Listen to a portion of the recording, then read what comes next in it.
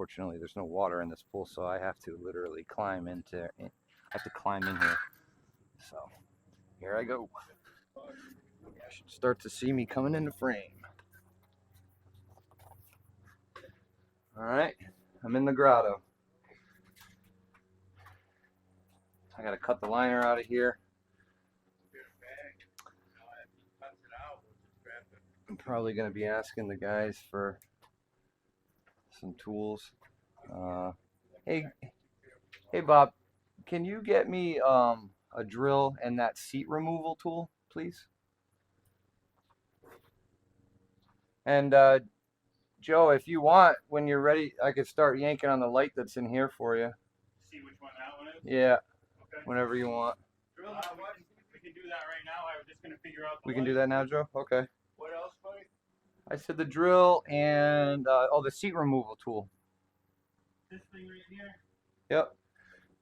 And if you're wondering what a seat removal tool is,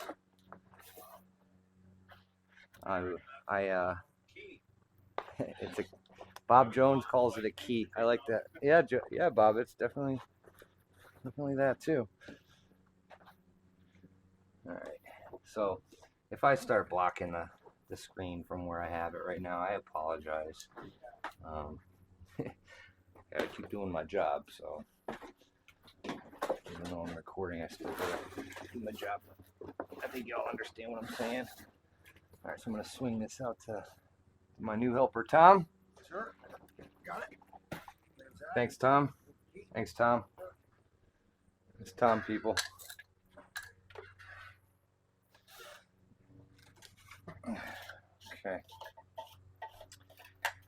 So just to kind of give you a little insight onto what's going on with the job right now, I mentioned in a couple of the other videos, you know, how we were originally parking our trucks 30 paces away from the pool. Unfortunately, the homeowner came out and asked us to move our trucks because she had to let the dog out, so we can't argue things like that. So she asked us to park, and now we have a walk of about 100 to 110 paces to the trucks, depending on which truck you're going to, I guess. Here's some of the old returns. So basically we replace all the returns. We replace all the face plates, we replace all the gaskets.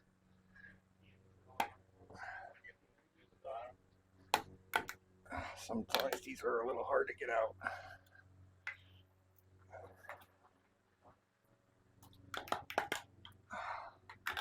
Okay, there we go. Hey Joe, could you do me a monster favor, please? You have your phone on you, or do you have your phone on you? Yeah. Lana's trying to get a hold of me right now, and I have my notifications turned off. Can you just call her and say, hey, can Steve call you back later, or is it something super important? Thanks, buddy.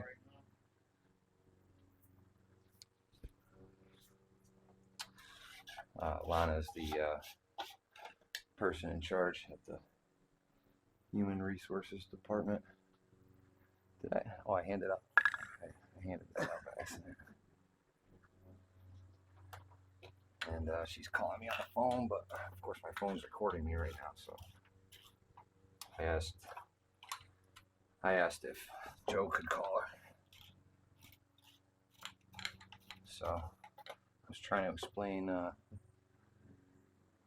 two more. I was just trying to explain the situation and what's going on around the pool right now. So basically Joe is working on taking apart the junction box so that we can pull the lights out of the pool. And I'm in the grotto taking faceplates off, removing the old liner in the grotto. There'll be another time we'll have in here doing the foam work in here, and then there'll be a third time in here setting the liner. Okay, so Joe just informed me that I can call Lana back at a later time. Okay, so these are screws we have to save. Okay. And Joe or Bob can show you the cup that we put those into.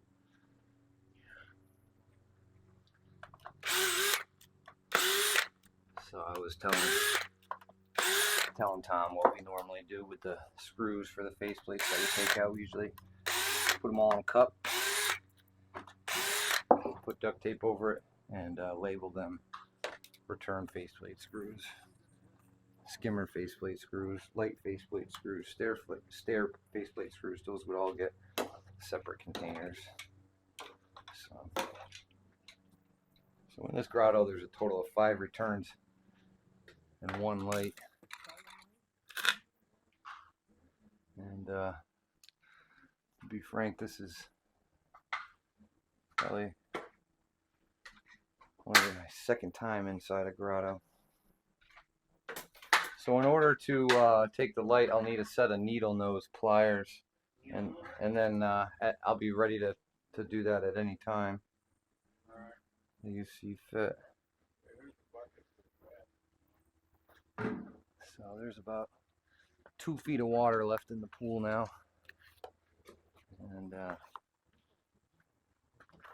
that part, it'll pump down pretty quick at that point, and then we can finish taking the rest of the liner out. We'll go around with our square edge trowels and scrape all the steel, any rust, any calcium buildup, anything like that.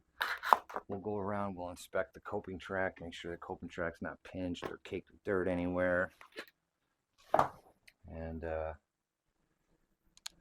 there's any rust on the walls, we can spray Rust-Oleum on the rust. Usually that happens around the skimmers and returns and things like that. Places where the liner might be leaking or something.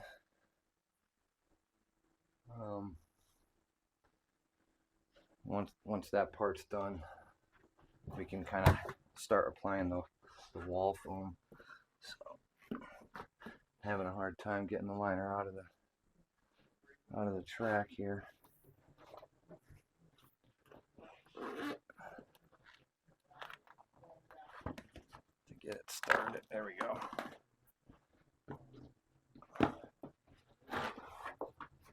Usually once you get a little spot started, it goes easier from there. Okay. I got my needle nose pliers coming here. He needs me to tug? I'm ready to tug. I just gotta, yeah. Okay, I'm tugging. Tell me if I need to tug harder. I'm tugging on the light, people. One more time, I'm gonna tug on the light. All right.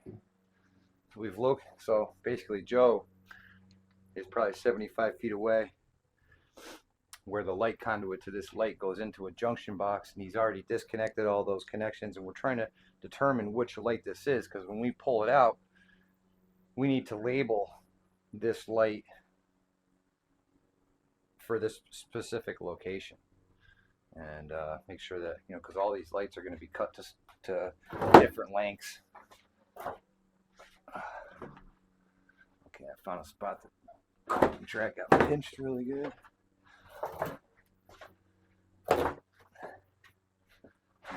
We're gonna have a hard time getting the liner back in.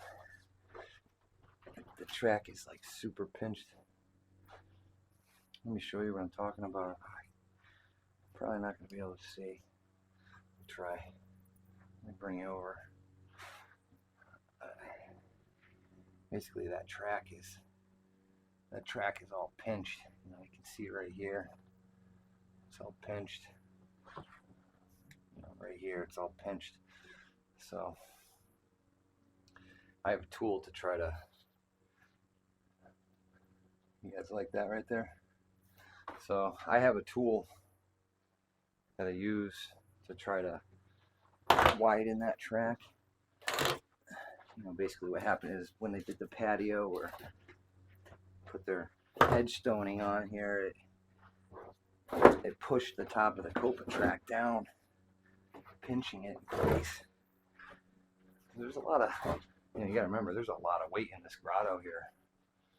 You know, there's a big giant rock above my head, and it's all point loaded. All right, Joe's ready for me to pull the light, so I'm gonna pull the light now. Here it comes. Here I am, pulling the light. And I'll just keep pulling until I see string come out. And once I see string come out, I'll leave like 3 or 4 feet of string on and basically put a ball of duct tape on it. I'll shove it all back in the light niche. Okay, Joe told me to hold on. So we're holding. Okay. We're good to resume. Commence light pulling. Oh, we got our string. All right, tell him I'm good. He's good. All right, so Tom, Yes, sir. I'm gonna hand this light out to you. Wrap duct tape around it. Find a marker out of my toolbox and label this light Grotto. Yep. Thanks, buddy. Okay, here we go. We're gonna try to keep pulling on this liner. It might fall in here. I'm not sure. This is a bad spot here.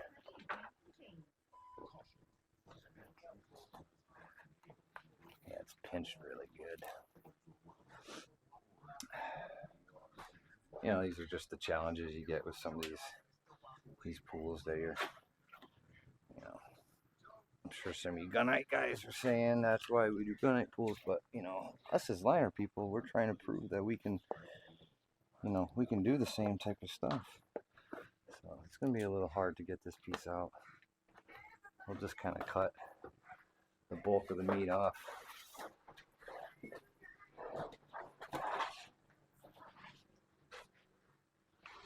I am gonna need some duct tape as well, please.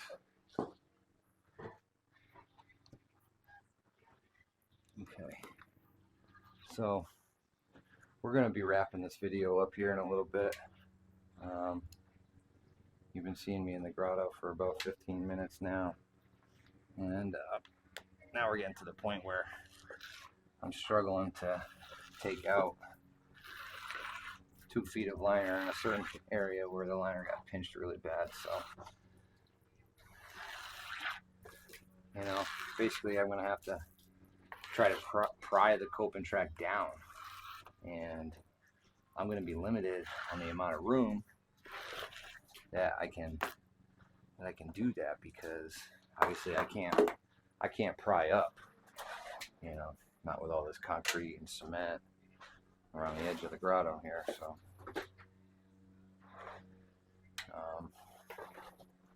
so hopefully I can get the bottom part of the coping track to pry down just enough that I can get the liner bead in the track. All right, we're gonna hand this out. Yes, thank you, Tom. All right, I got my duct tape, so I'm gonna take a big ball of duct tape. Oh, I know that sounds annoying. All right, I'm just gonna wrap the string around the duct tape. Squish the ball to a certain size that it can still fit inside the light niche here. So now, afterwards, when I go to put this faceplate back on, I can retrieve that ball of duct tape and the string, tie the light on. We can pull the light back through. So that's the hardest part about disassembling lights and all that stuff is, you know, one, making sure that you have the proper faceplate to put back on afterwards, and two, make sure that you can disconnect the end in the junction box. Okay, these specific screws we got to keep separate from the other ones. Okay. They have that pointed end on them. Yep. Okay, so I'm just going to take off the foam here in the grotto, and then I'm going to be done in the grotto. Truthfully, the real reason I want to stop the video is I'm concerned that when I go tugging on this piece right here, I'm going to actually fall into the deep end of the pool, and I don't want to do that on camera.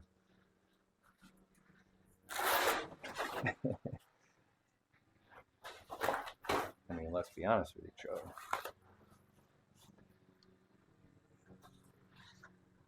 And you've been You've been in here with me long enough. I don't think you need to see me struggling with that portion of it. Anyway, that's my thinking. So, I think at this point, guys, hey, I mean, I think this is part 3. I think this is part 3. So if you're just watching, tuning in, or you made it all the way to the end, you're at part 3. So backtrack to part 1 and 2, and carry on with the other ones. You know, I'm not going to do too much more recording from here. I'm going to try to focus more of my recording on maybe doing some foam work and maybe do some patchwork and the actual liner install of this big ass liner. Alright guys, thanks.